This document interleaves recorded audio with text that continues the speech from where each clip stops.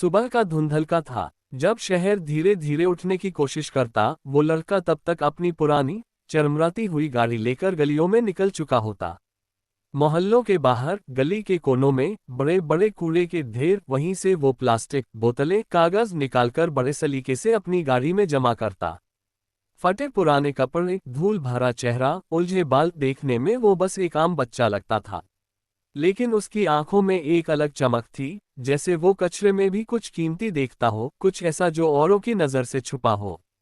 शाम होते ही, जब गली की रौनक कम होने लगती, वो किसी कोने में बैठकर अपनी चीजें छांटता, प्लास्टिक एक तरफ, कागज दूसरी तरफ, कान चलक।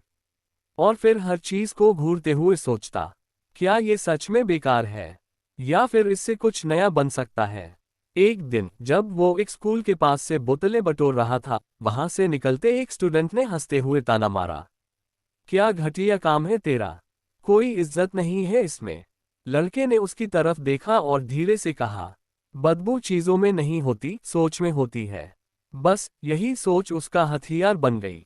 उसने पुरानी किताबें खरीदी, यूट्यूब पर वीडियो देखे और खुद से छोटे छोटे साइंस प्रोजेक्ट्स पर काम करने लगा। कभी बोतलों से गमले बनाता, कभी पुराने कागजों से नोटबुक। उसे समझ आ गया था, कचरा असल में हमारी नज़र की गलती है। धीरे धीरे उसके बनाए प्रोडक्ट्स मोहल्ले में बिकने लगे। लोग हैरान रह जाते, ये सब कबाड़ से बनाया है। फिर एक दिन उसने आसपास के कुछ नौजवानों को बुलाया और कहा, आओ हम कचरे से कुछ नया बनाएं। कुछ लोग हंसे, पर कुछ ने यकीन किया। उन्होंने मिलकर एक छोटी सी वर्कशॉप खोली, नाम रखा नया नजरिया। वहां वे लोग कूड़ा इकट्ठा करते, साफ करते और उससे नई चीजें बनाते, जैसे प्लास्टिक से टाइल्स, कागज से बाइक्स, कांच से लैंप्स। अब वो बच्चा सिर्फ कचरा उठाने वाला नहीं था, वो एक यंग सोशल एंटरप्रेन्योर बन चुका था। उसकी कंपनी सिर्फ सफाई नहीं करती थी, वो लोगों को काम भी देती थी। आज पूरे शहर से कूड़ा उसकी कंपनी के पास आता है और वहीं से जिंदगी की नई शुरुआत होती है। उसके बनाए प्रोडक्ट्स स्कूलों, ऑफिसों और घरों में इस्तेमाल हो रहे हैं।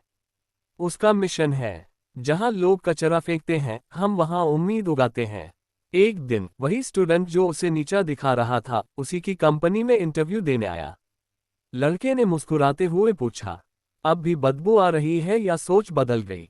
और जवाब में बस चुप्पी थी, इज्जत से भरी, शर्म से भरी चुप्पी।